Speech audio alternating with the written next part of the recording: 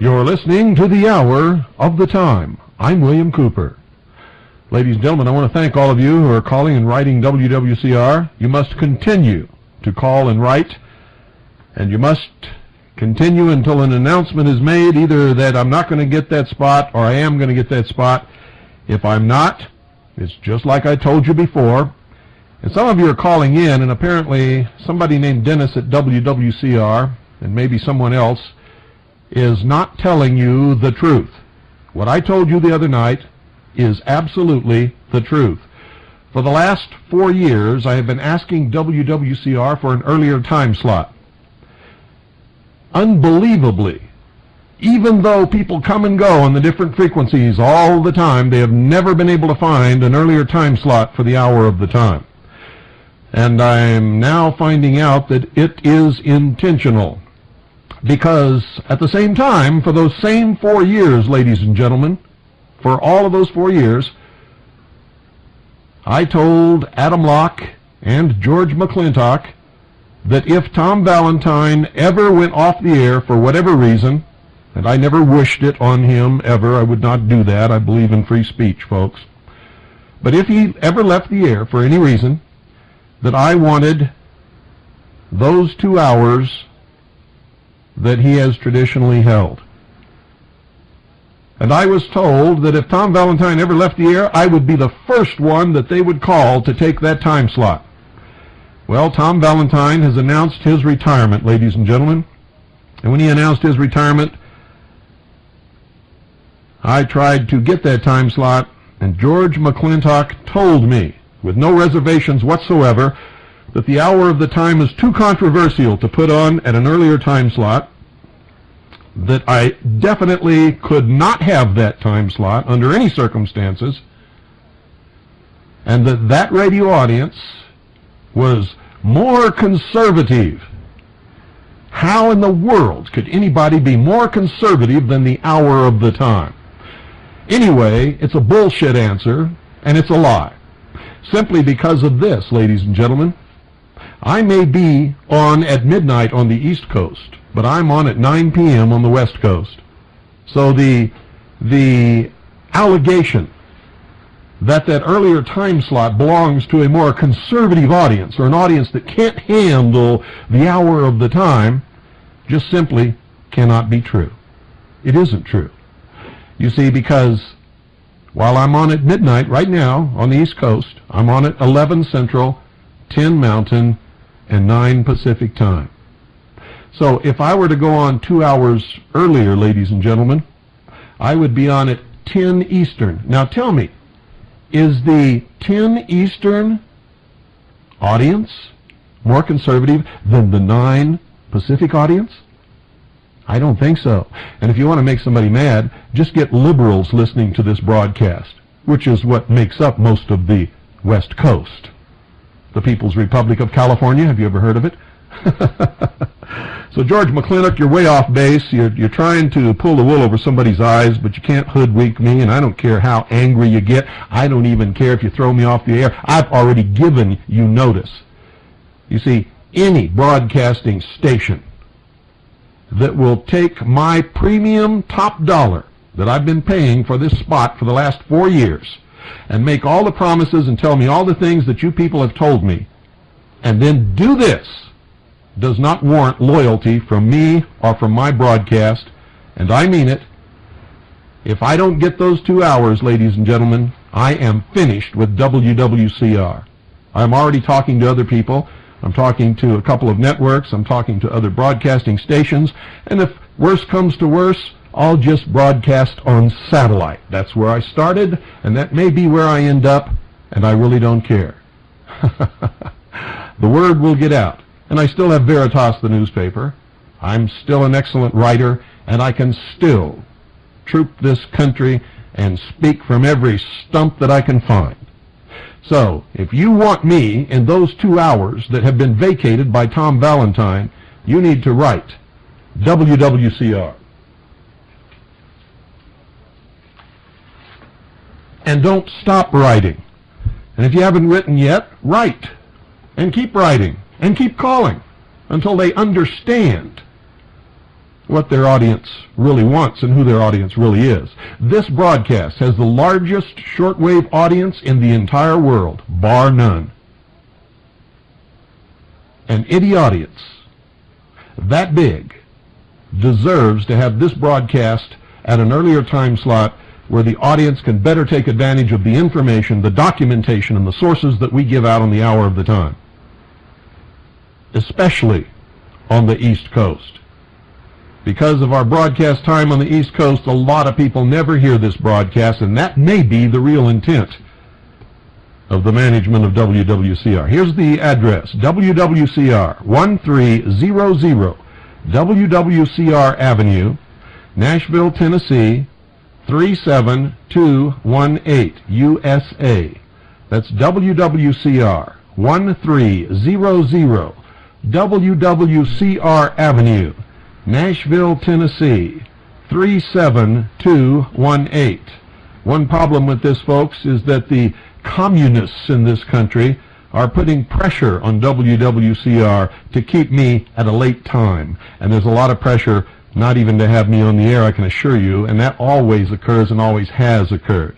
Also, the communists at the United Nations Broadcasting Radio Show, the Communists for Peace International, Radio for Peace International, or is it really Communists for Peace International? Anyway, they're the biggest bunch of bullshit, lying, two-faced, scum-sucking pigs that I've ever heard in my life. They started a few weeks ago a write-in campaign to WWCR to get this broadcast off the air. Most of you don't know about that. So you're going to have to write, and you're going to have to make your wishes known, and you're going to have to come up with more letters and more reasons and more people than the bullshit artists from the communist propaganda portions of the United States of America. If you want to continue to hear the truth, if you want to continue to hear it documented and sourced, if you want to get the real facts, if you want to get the real news from this broadcast, the hour of the time, then you're going to have to get off your lazy butt, and you're going to have to write a letter. And you're going to have to write another letter, and another letter, and another letter, until you make people understand that they need to listen to you. So do it. WWCR, 1300 WWCR Avenue, Nashville, Tennessee, 37218. That's WWCR, 1300 WWCR Avenue, Nashville, Tennessee, 37218. Do it, ladies and gentlemen. Just trust in God and do it. That's the way I live my life. Okay, also, I don't know who this Dennis guy is or why he's telling you that I didn't talk to Adam or that George McClintock did not tell me no, but that's just a barefaced lie. George McClintock told me no on the telephone right before he went on vacation to my face through the telephone. He said, no, you cannot have that time slot for the reasons that I've already given you, folks. I then talked to Adam Locke a little bit later, and that was a little over a week ago. And I told Adam Locke, you have 30 days notice. 30 days notice. If I don't get that time slot, this broadcast is off WWCR. History. Somebody at WWCR named Dennis is denying all this. Well, you can deny it all you want to, Dennis. It happens to be the truth. I don't tell lies. All you get on this broadcast is the truth. Ladies and gentlemen, And now. The theory is that an asteroid smashed into Mars 15 million years ago, knocking pieces of the planet into space. About 13,000 years ago, one of those chunks landed at Earth's south pole, carrying a message from Mars. Ladies and gentlemen, I don't know what you just heard. I'm not sure what you just heard. I don't know what's going through your minds, ladies and gentlemen. But I can tell you this is what I heard. Beware the astro-zombies. They mutilate, they torture, they kill. Spine-tingling horror, unspeakable shock, and breathless excitement will grip you as you watch living organs ripped from the bodies of voluptuous females, as beating hearts and throbbing brains are transplanted to create the astro-zombies. Cringe in terror, scream in fright as these skull-faced monsters strike blindly at living flesh, and the motion picture screen flows in the blood-drenched wake of the astro-zombies.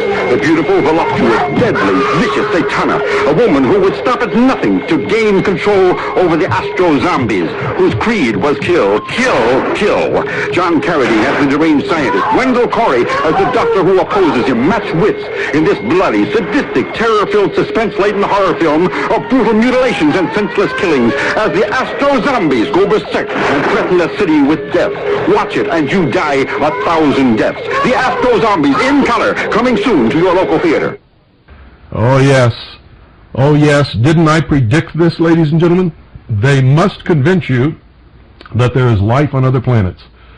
But this is the biggest bullshit hoax of all. I mean, this takes the cake, ladies and gentlemen. This comes from NASA. This comes from NASA. NASA, the great hoax perpetrator, the great photograph faker.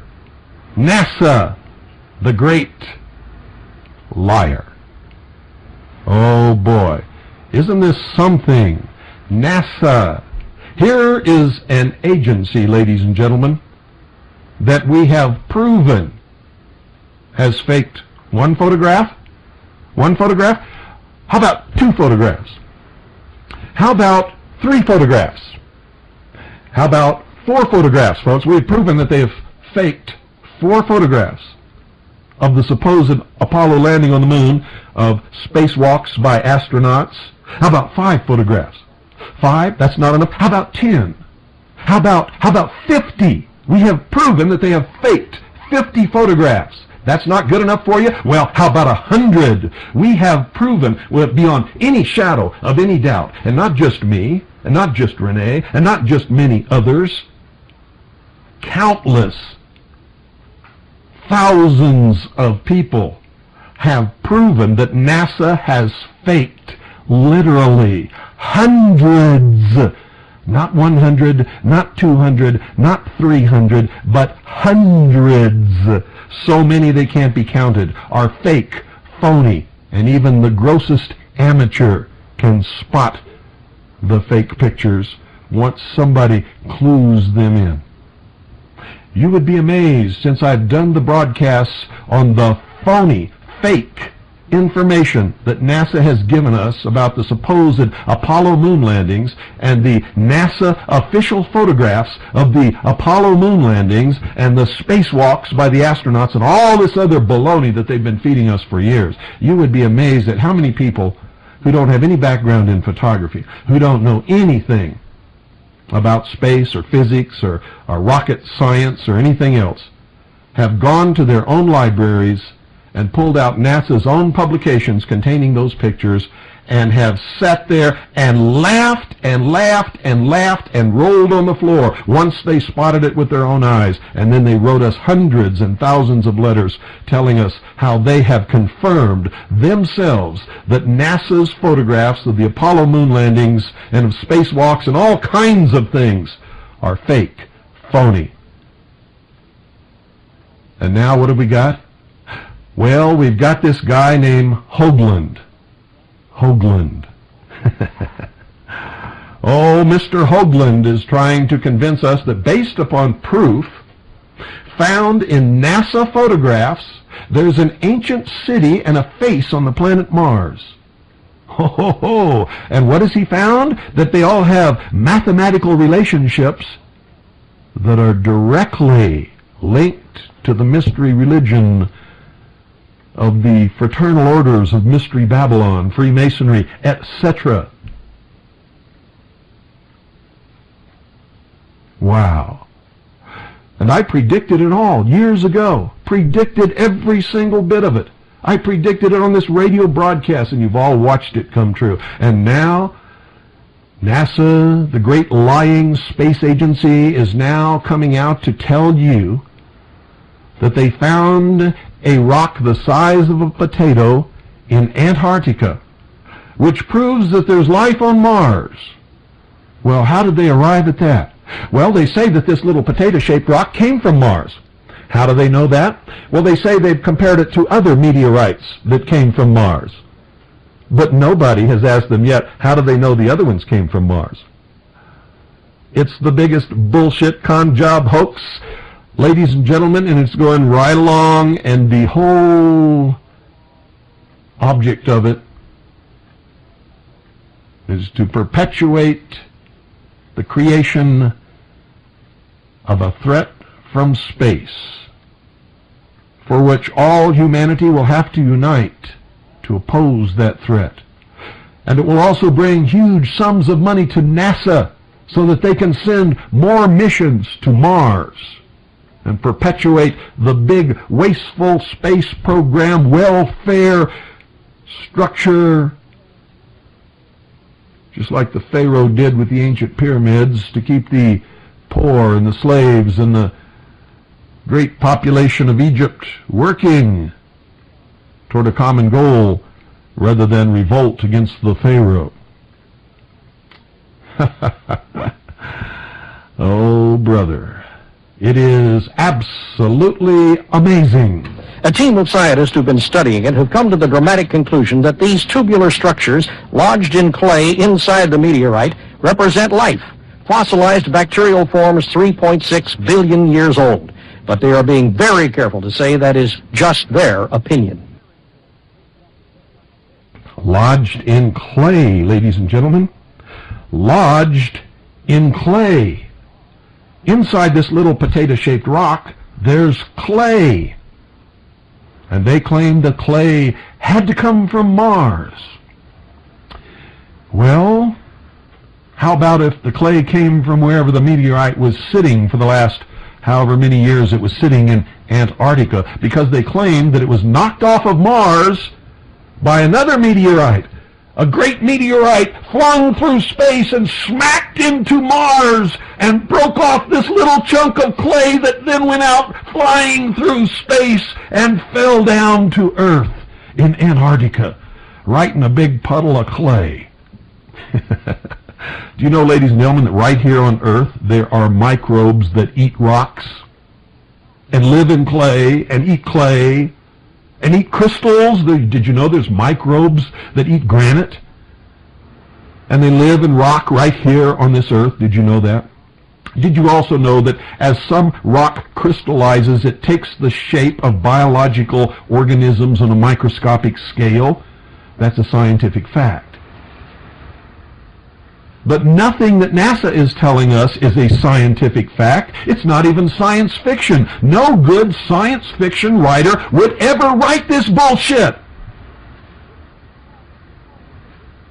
And boy, do they think we're stupid. They could be microfossils from Antarctica or microfossils from Mars. Did you hear that? That was the NASA scientist who announced that they proved that there's life on Mars with this little potato-shaped rock, and he says that what they found in this little potato-shaped rock could be microfossils from Antarctica. He admits it. Or he says it could be microfossils from Mars. But you know how they proved that this little rock came from Mars? Well, they compared it to the makeup of another meteorite that came from Mars. How did they prove that the other meteorite came from Mars? Well, they can't, ladies and gentlemen. They can't. Out of all the planets that must be out there in this universe, all over the place, and all of the suns and the junk and the asteroids and just the crap that just floats around out there from who knows where, this little rock came from Mars. It is our interpretation the one that we favor is that these are, in fact, microfossil forms from Mars. They'll have to go a much longer way in their research to prove it. The biological interpretation at this point, I claim that, in my opinion, it's probably unlikely. But it's possible to do additional science to answer these questions, to test this and move it up the confidence scale. And that's only the beginning. The material will be reviewed by scientists all over the world who will be searching for flaws in the Discovery Team's theory. It's part of the scientific process. NASA Administrator Daniel Golden agreed that no one can afford to take it without question. It means we're right on the edge of a potential unbelievable discovery that's going to rock our world if it's true. That's going to rock our world if it's true. First, he says that the NASA leader, Mr. Golden, why is it there are so many Goldens and mixed up in this New World Order thing? This is beginning to make me extremely suspicious, ladies and gentlemen, especially following on the heels of Israel's admission that they control the Senate and the media and the White House in this country. And don't get me wrong, I'm not talking Jews, I'm talking international Zionism, which is one of the four elements of power that are trying to bring about world government and destroy this country. No doubt about it. Not at all. The other three are the Vatican, French Freemasonry, and British Freemasonry, to which the Scottish Rite in this country and the York Rite are tied forever. Wow. Well, we know now that in the early years of the 20th century, this world was being watched closely by intelligences greater than man's, and yet as mortal as his own. We know now that as human beings busied themselves about their various concerns, they were scrutinized and studied, perhaps almost as narrowly as a man with a microscope might scrutinize the transient creatures that swarm and multiply in a drop of water. With infinite complacence, people went to and fro over the earth about their little affairs, serene in the assurance of their dominion over this small, spinning fragment of solar driftwood, which by chance or design, man has inherited out of the dark mystery of time and space. Man is inherited out of the dark mystery of time and space. What else are they telling us, ladies and gentlemen, about this rock? All of a sudden, on the Communist News Network, they begin to say that since that rock was broken off of Mars some 16 million years ago, and the rock itself is some 15 billion years old, that maybe life on Earth actually came from Mars, and the civilization that used to live there has died out. All based upon nothing. No science, no scientific evidence, nothing but sheer bullshit. And I predicted it. I told you this was going to happen. And by golly, it has happened. And it may change the way we think about life in the universe in general. If it originated in this solar system, and on more than one planet on this solar system, then why wouldn't it originate on planets or in other solar systems? And we're just beginning to learn that there are planets around other stars. We're just beginning to detect them. You hear that, folks? And what is the inference? The inference is, if there are these microbes on Mars, then there is life on other planets. And in the next few days, you're going to see on the internet, you're going to hear in the UFO groupie loony bin ufology movement that now it has been proven that extraterrestrials exist. And the fact is, nothing has been proven. Nothing whatsoever. They haven't even proven to me that it's even a rock. And knowing what I know about all the hoaxes they've perpetrated in the past, it may not be. We'll have to wait and see on that. The jury is still out. While he tries to be skeptical, Dan Golden is clearly thrilled with the very idea that something like this could have happened on his watch. It took dedication and brilliant minds. And we have 10 spacecraft scheduled to go to Mars in the next 10 years. It's there. We'll see results year after year, and the American public will share it with us. We'll see results. See, he's telling you they're going to get results. Not that we might, not that we may find it. I told you years ago, they are going to produce it, whether it's real or not. They will invent it. They will create it in a laboratory. They will explore genetics and cloning and surgery and everything that they can in order to come up with something that they can present to the people of the world as extraterrestrial life forms. And if they're lucky, they'll be able to produce one that can talk and think. Maybe out of some aborted fetus. Never thought about that, have you? And what are they doing with all these cattle parts that are being taken across the country by these mysterious helicopters that mutilate cattle and then drop them on the ground and leave them lying there to terrify people? How about that? And you heard him say, we've got 10 spacecraft ready to go to Mars over the next 10 years. Wow. They need a lot of money at NASA, don't they?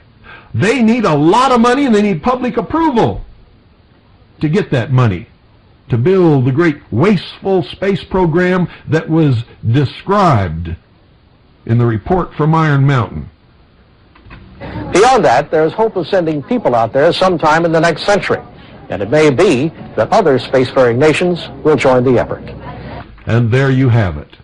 And it may be that other spacefaring nations will join the effort.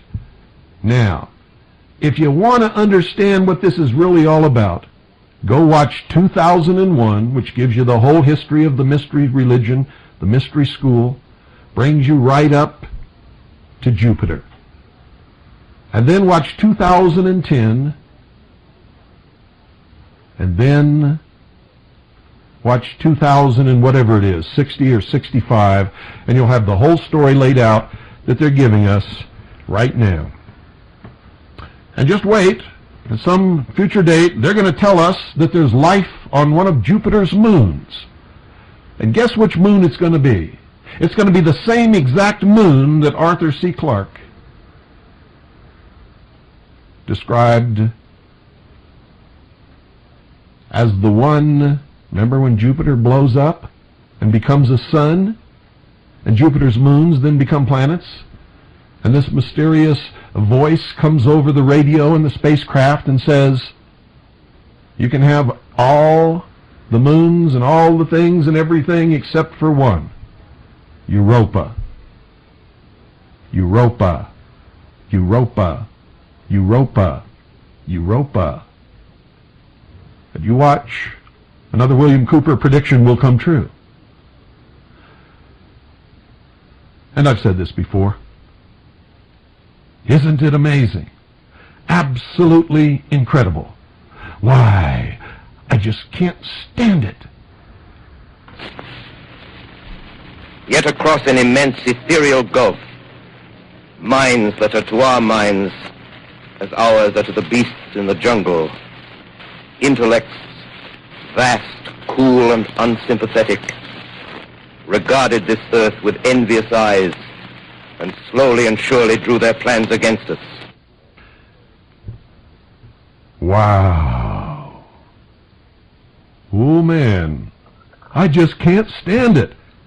This is the most incredible thing. And guess what, folks? You can all be entertained tonight. Because I got to tell you, tonight, ladies and gentlemen, on CNN, at 3 a.m. Eastern Time, 3 a.m. Eastern Time, 2 a.m. Central, 1 a.m. Mountain, and midnight Pacific Time, they're going to replay on CNN the NASA press conference from which all of this bullshit came. And we can all sit there and laugh together for hours. Because I think that's about how long it takes. It's going to take a long time. And you're going to see the double talk right in front of your eyes. You're going to see the admissions that what they're telling you isn't true. Because they're going to tell you, first, that they found evidence that life existed once on Mars, and then they're going to spend about a couple of hours telling you that it's not true. But the only thing that the media has heard and broadcast, and the only thing that the American people are listening to, is there's life on Mars. ATs are real. There is a threat from space. Ladies and gentlemen, and I find You it... ain't nothing but a hound dog, crying all the time. You ain't nothing but a hound dog, crying all the time. Well, you ain't not a cold rabbit and you ain't no friend of mine. Well, they said you was high. Yes. Those are the people who, when you call them up, aren't going to tell you that there are St. Gaudens $20 gold pieces on Venus. No, sir, but they'll tell you that they've got some in their vault, and they'll make it available for you. And if you want to, I'm sure they could find you a space coin. They could probably find you a NASA coin. They could probably find you an extraterrestrial coin if that's what you really want. In fact, they could probably find you any kind of coin that you ever dreamed of in your life. Because if it's made out of precious metals and exists anywhere and you want it, they can get it for you. Whether it's a numismatic coin that has $10 worth of gold in it, but you're going to pay $50,000 for it, or whether it's a regular gold coin that is worth the gold that it's got in it, or whether it's gold bullion, or whether it's commemorative metals or what. But remember, I recommend that you buy gold and get it as close to what it's worth as you possibly can from somebody who sponsors what helps you, which is the hour of the time, which means buy it from Swiss America Trading. And don't sell it ever. Don't ever sell it. That's my recommendation. You don't have to follow my recommendation. So you see, the reason I think you should purchase real money and keep it, hold on to it, not ever sell it, is because this phony, worthless economy is going to come crashing down around our ears. When it does, if you don't have real money, you're going to be up the creek without a paddle. Without a paddle. Without a boat. In deep water. No stilts either. So you better at least think about it. 1-800-289-2646. That's 1-800-289-2646. And if he's back from vacation, Frank will be on tomorrow night with the Metal Report. So you can all look forward to that. Got a lot of letters saying that they missed Frank's Metal Report and that you look forward to it. So I do too, and I miss Frank. So hopefully he'll be back here tomorrow night. He was on vacation. I don't know if he's back yet. If he is, you'll hear him tomorrow night. In the meantime, call Swiss America Trading at 1-800-289-2646 and do it now. We interrupt this record. And that's the truth. Oh, yes, that's the reality of the whole thing. Let's go to the phones now. The subject is only the potato-shaped, rock-like spacecraft which brought Martians to Earth on a voyage that they began from Mars 16 million years ago. Good evening. You're on the air. Of course it is. Hello. Hi. Yes. Of course it's happening now. And it aligns up with Stonehenge, of course. And it's all there, Bill. All of Hoagland's speculation. We have a face. I've studied the Pholus, the D&M pyramid. Yeah, true enough. The geometry is real, what Hoagland's talking about, but that doesn't mean the artifact is real. The geometry fits the picture, but they can manufacture that. That's the easy part. And have you think that the extraterrestrials have left, you know, the remnants on Mars, the Sphinx, of course, and now they're here. They're here. Independence Day. Happy birthday, America. Oh, yes, and you didn't hear the other one. You know, it's no coincidence that they said that the first space probe that they're sending to Mars again now, of the new series, will land on Mars on Independence Day, July 4th, 1997. It's incredible. It's truly a spectacle. It's too much. You're right on target. Oh, it's over the fall. The geometry works, you know, and people will say, oh yeah, but did you see 19.5 degrees latitude, and on and on and on. But that doesn't mean anything. We might have a face on Mars. I doubt we do. But that's Hoagland's big thing, as you know. Yeah. And now, when it might be from Mars, we're going to have to compare it to the ones from Mars and Antarctica again, forever and ever, and employ people in useless speculation. And of course, our good friend Bill will be right in there. Yes, a space program, of course. You know, whether that's Clinton's decision or not, that seems pretty apparent anyway. I got to ask you something, just a bit off topic. He's a bit of a lump of clay to me. What's up with James Carville, Clinton's campaign director? Oh, I don't know. He's minor potatoes. Okay. He just irritates me. Anyway, I'll let you go, Bill. Let's hear what other people got to say here. Okay, thank you for calling. Good night. 520-333-4578. What have you got to say about this this humorous day? Good evening. You're on the air. Good evening, Bill. I tell you, it was a real riot watching CNN tonight and watching Richard Hoagland and this astronomer from the American University playing good cop, bad cop. I mean, they're both so far out in left field. I was sitting here laughing. Just absolutely incredible how they can determine that because a rock or a meteorite, supposedly a meteorite that was found in an ice field in Antarctica, came from Mars through spectroscopic measurements that were sent back from the Viking craft. I just don't buy it. Well, you can't buy it. You can't buy it at all. What they're saying is the gases in the rock match the gases in the Martian atmosphere. But the rock has been flying through space, and it's been on Earth in Antarctica for 16 million years this process took place. I know they said it was very interesting that they could determine that by the depth of the ice, but then they said the ice sublimated or melted and then came back and then it went away again. I'm thinking, how do they have a record of this? It is just, there's no way it can be verified. No, it's a total hoax. And besides that, when that meteorite came to Earth, if it even is a meteorite, I doubt if it even is, but if it is, when it came to the Earth and came through the Earth's atmosphere from wherever it came from, it got hot and most of it burned away, and the tremendous heat that this was subjected to, going through the atmosphere from the friction of the air around it, and if you've ever gone out and seen a shooting star, you know exactly what I'm talking about. Tremendous heat would have burned up any,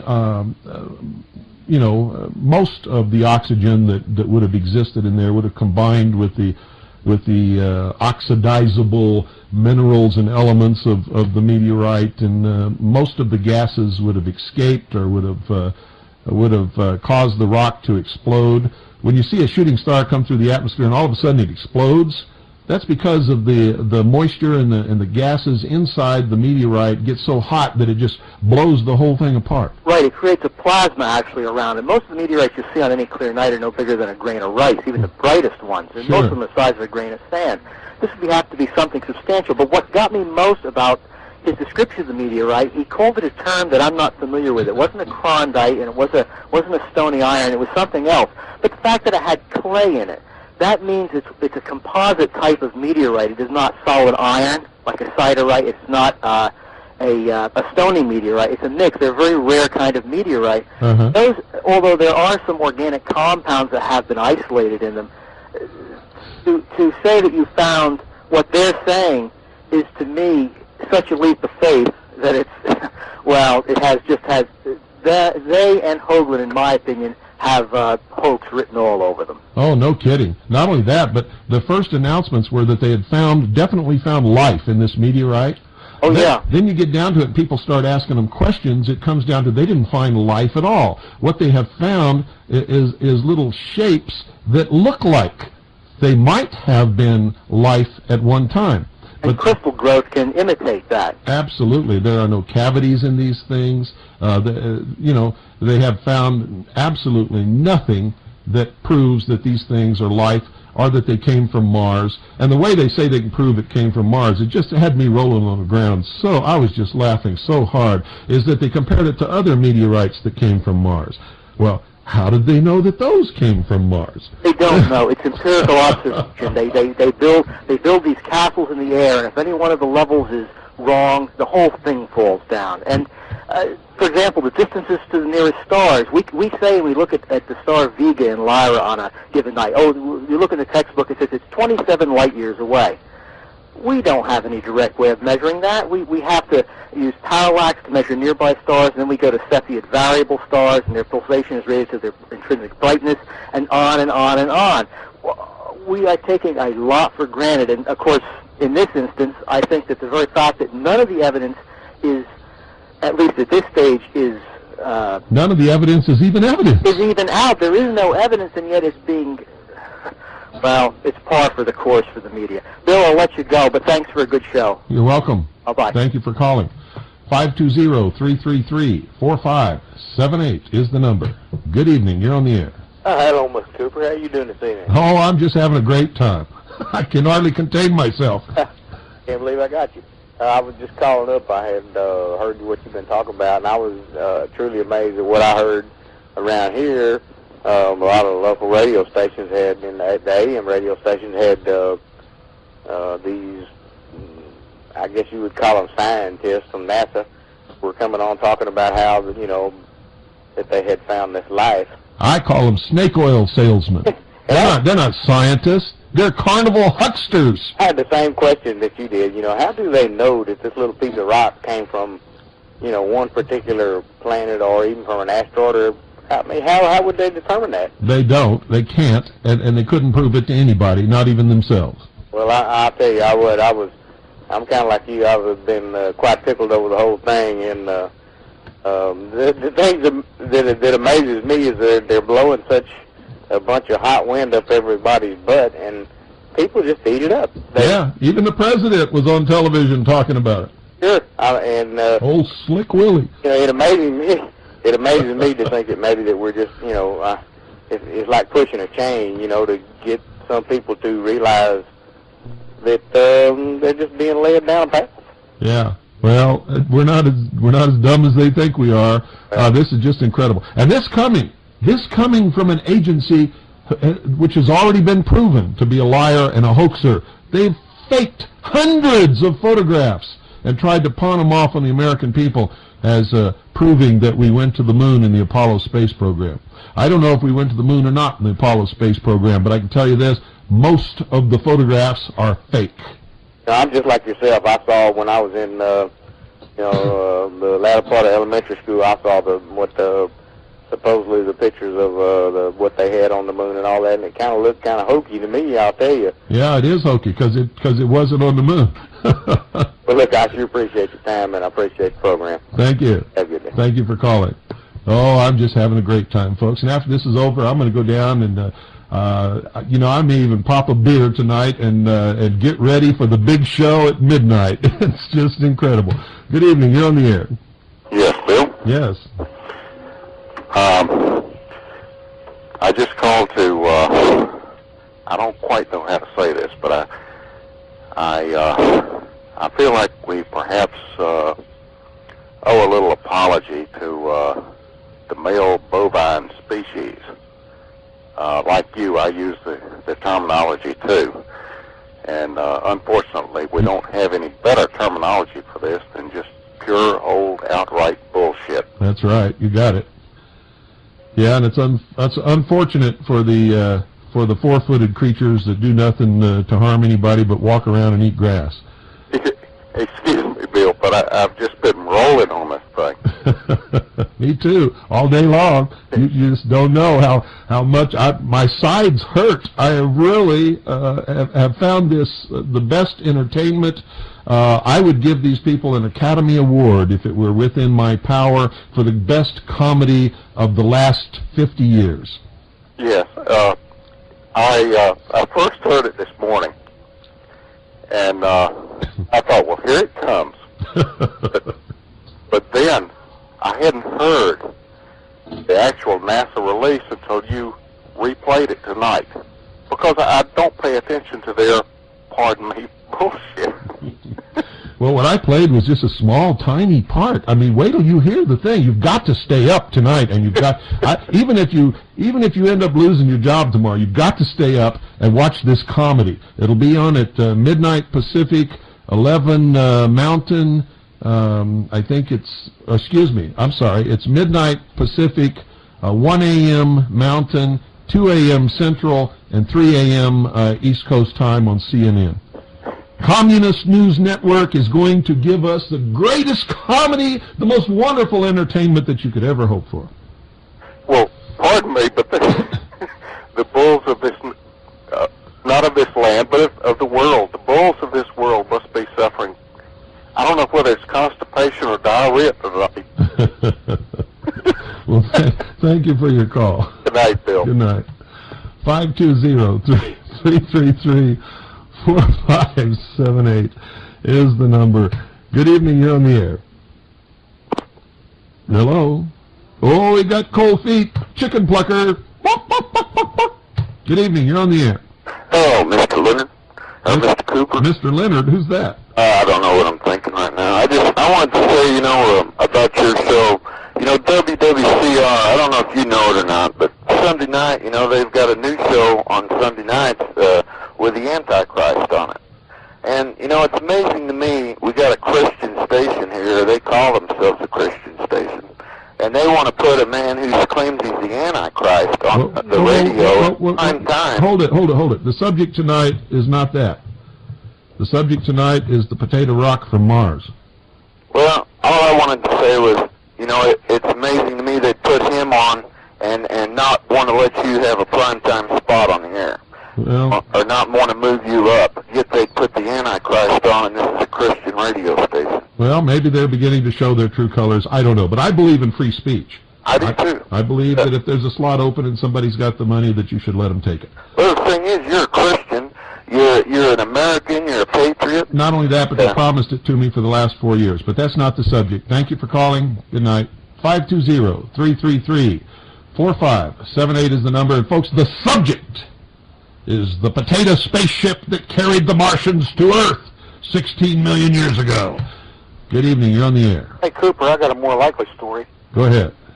Well, Dr. Spock went up in the Spaceship Star. I get it all confused. The Enterprise. Yeah? And fed the Taurus constellation some of that propaganda we've been getting all this time. Uh-huh. And he dropped that thing on Mars, put back here. And, of course, when they cracked that thing open, they found moisture in there that was left over from billions and billions and billions of years ago, and they discovered bullshit inside. You got it. Right. Oh, I love this. All the bullshit haters are out there cringing. They'll probably never listen to this broadcast again, and that's okay with me because they're a bunch of hypocrites. One guy actually had the guts to write me a letter, and he went on for 3 pages telling me how bullshit was offensive to him, but if I said BS or feces, that he understood that it meant the same, and but it was less offensive. That's hypocrisy, absolute hypocrisy, because it doesn't mean the same thing. Get the Oxford Dictionary of the English Language, unabridged, and look up the word bullshit. And in the context that I use it, it does not have anything to do with feces. However, all the comical and the sarcastic remarks being made by our callers tonight fit right in, and I love it. Good evening. You're on the air. Yes. One of the things that I thought of when they came out on this thing was the 13 years that NASA's held on to this thing. I mean, that really got me. I don't know. It's just one of those wonderful, wacky things that you come up, that they're perpetrating on us. Sure. And but they've had this thing for 13 years. Somebody stumbled across it probably and said, "Oh, we've got something here we'll take and get the people with." Yeah, one of the things that cracked me up today is they said that they've had it for 13 years, but they couldn't figure out how to explain that what they saw was life from Mars. without being destroyed by the scientific community until now. Right. And if you listen to their press conference, they still haven't done it. No. And they aren't scientists. These guys are snake oil salesmen. This is the most incredible bullshit hoax. I can't understand how they could. And they look right in the camera with this serious look on their face. It cracks me up. And then, of course, today I watching the news, and they got this guy that says, well, there's life on Mars. And on it goes. I mean, it's just like, somebody, I say something to you, you say it to somebody else, and by the time it gets back to us, it's nothing like it ever was. Yeah, when you hear the press conference tonight, you're going to find out that at no time do they assert that there's life on Mars, or that there's life in that meteorite, or that it ever could have been life at all. Right. It's just that they're out there. It's like everything else that they're taking to get everybody scared, and to the point where we're just going to give up and roll over and play dead, and they're going to walk all over us. Yeah, but look at the reaction of the sheeple, and look how the media has taken this ball and run with it across the world, and how everybody is saying, oh, they've proven there's life on Mars, E.T. is real, and it's all a lie. Right, it is. It's incredible, and I predicted this would happen. I can't believe it. I'm right again. Yeah, you are. You keep me going every night, and being legally blind is sometimes I sit here and I feel sorry for myself, and I say, oh God, I can listen to this, and but this is comedy of essence. It should be bottled and taped and around the world. This press conference. Oh, I think I'm going to make a tape of all of this. I'm recording everything. That way, there you get in a few days or years time when the whole thing is coming around the other way, you can say, well, this is what was said. Because this whole thing will be discredited, and everybody will forget what was on. Yeah. So if you can get some tapes made, maybe if everybody out there makes a tape, we'll have enough tapes to go around and, keep this thing so that we can throw it in their faces from now on. Yep. Okay, thanks for calling. Okay, bye-bye. And don't feel sorry for yourself because you're legally blind. Find out something that you can do and that you can do good and that you like to do, and your life will be wonderful. Good evening, you're on the air. Hey, Mr. Cooper, I was thinking before you go off the air, if you could give us NASA's address, because the reason being I've got these rocks that I think might have life. But they're living in my neighborhood, see, and... My daughter found a rock walking across the backyard this morning. Yeah, I know, and the reason we all think, that they might have life because they have these funny English-looking letters, things like PhD and CIA. Yeah. So, I think we ought to, if you could give out NASA's address before you go off the air, I'm going to box up a whole bunch of rocks and have them inspect them tonight. You know what? I don't have NASA's address, but I'll get it tomorrow. Let's everybody listening, get you a box and get some rocks. Let's everybody send NASA rocks. Right. Let's just send them every kind of rock that we can find from everywhere, and let's paint legs on them and eyes and all that kind of stuff, and let's just, let's make a lot of fun out of this. Well, I think let's bury NASA in rocks. Sure. Living rocks with eyes and noses, and let's paste little arms and buttons and put little, jackets on them and everything. Potato rock. Okay? Take care. Okay, thank you for calling. Bye. I'm serious, folks. Let's do this. Let's bury NASA in rock mail. Let's send them rocks from everywhere. Living rocks, dead rocks, deceased rocks, autopsied rocks. Oh, yes, I'm going to do an alien rock autopsy film. I'll send that to them also. Wow. Well, folks, you know what? We've run out of time. We really have. I would love to do this all night. If I had 5 more hours just on this subject alone, I could probably go 3 more days. But we're out of time. So I hope you all stay up to watch the comedy on CNN tonight, the NASA press conference on their potato spacecraft that brought life to Earth from Mars and may have started the entire human race. Good night, folks, and God bless each and every single one of you.